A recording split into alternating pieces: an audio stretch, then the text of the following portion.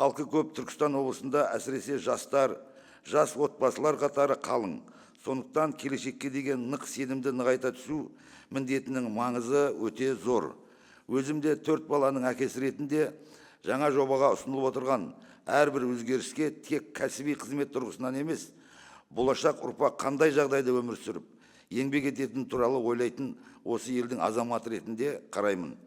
Бұл ретте жаңа конституция жобасы мемлекет пен қоғам арасындағы диалогты нығайтып, мемлекеттік мәселеге ел азаматтарының ерте жастан бастап қатысуына жол ашатын маңызды қадам деп білемін. Әсіресе жаңа редакцияға енгізілген заң мен тәртіптің басымдығы, озық ойлы ұлт қалыптастыру, табиғатқа ұқыпты қарау сынды құндылықтар бүлдіршін балдардан бастап қоғамның әрбір мүшесіне ортақ мәдениет ұғымын дұрыс түсінуге мүмкіндік береді.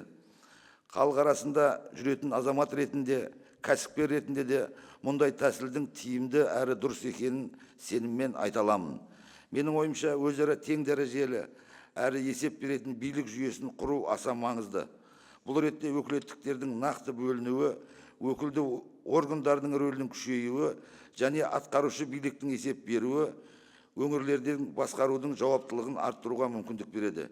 Яғни өңірлер үшін бұл дегеніміз жергілікті мәслихат жұмысының тиімді бола түсуі, әр өңірдің жергілікті ерекшеліктері мен халық сұранысын ескеру.